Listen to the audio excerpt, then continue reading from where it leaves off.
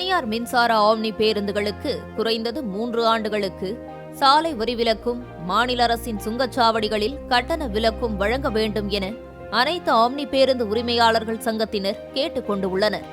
ஏற்கனவே உள்ள வரி விலக்கு சலுகை டிசம்பர் 31ஆம் தேதியோடு முடிவடைய உள்ள நிலையில் இந்த கோரிக்கையை விடுத்துள்ளனர். மாநிலம் முழுவதும் அதிவேக மின்சார பேருந்து சார்ஜிங் உட்கட்டமைப்பை விரைவாக உருவாக்க நடவடிக்கை எடுக்க வேண்டும் எனவும் அவர்கள் கேட்டுக் கொண்டுள்ளனர். இந்த சலுகைகள் வழங்கப்பட்டால் மட்டுமே தனியார் பேருந்து துறை ஈவி மாற்றத்தை உறுதியாக ஏற்றுக்கொள்ளும் என்றும், சுற்றுச்சூழல் மாசு குறைவதோடு தமிழக அரசின் கிரீன் மொபைலிட்டி மற்றும் நெட் ஜீரோ இலக்குகள் விரைவில் நிறைவேறும் என்றும் அவர்கள் தெரிவித்துள்ளனர்.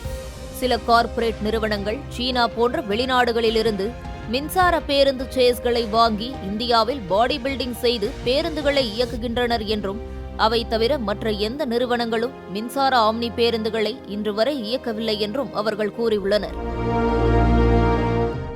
பிளே ஸ்டோர் மற்றும் ஆப் ஸ்டோரில் இருந்து பாலிமர் செயலியை QR கோடு மூலம் பதிவிறக்கம் செய்யுங்கள். செய்திகளை உடனுக்குடன் பெறுங்கள்.